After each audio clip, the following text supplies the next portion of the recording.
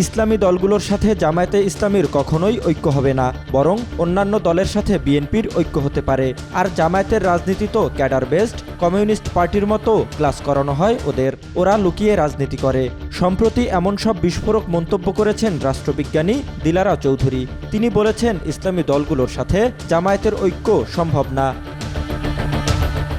বাংলাদেশের রাজনীতিতে ইসলামী দলের কথা আসলেই সামনে আসবে জামায়াতে ইসলামীর কথা।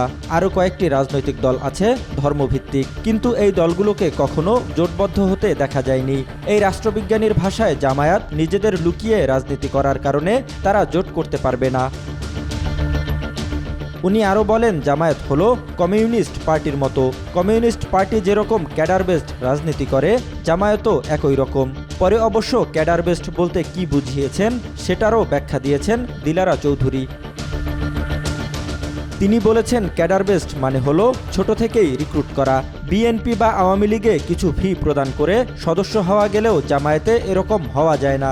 তাদেরকে স্কুল পর্যায় থেকে রিক্রুট করতে হয়, এমনকি রীতিমতো ক্লাস করা হয় কর্মীদের, ঠিক কমিউনিস্ট পার্টির মতো।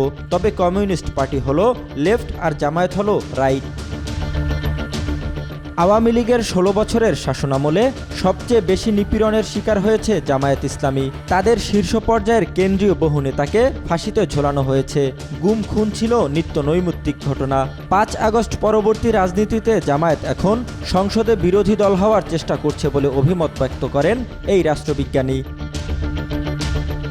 তবে জামায়াতের সাথে কেন অন্যান্য ইসলামী দলগুলোর জোট হবে না তারও ব্যাখ্যা দিয়েছেন দিলারা চৌধুরী। তিনি বলেছেন, জামায়াতের সাথে অন্যান্য ইসলামী দলগুলোর মধ্যে ধর্মীয় ইন্টারপ্রিটেশন নিয়ে দ্বন্দ্ব আছে, এ কারণে ঐক্য সম্ভব না।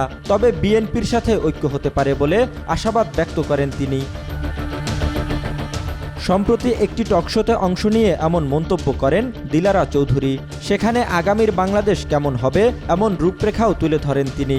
রুল অফ ল, সামাজিক বিচার, গণতন্ত্র ও রাষ্ট্র পরিচালনায় নারীর অংশগ্রহণ থাকবে বলে আশা প্রকাশ করেন দিলারা চৌধুরী।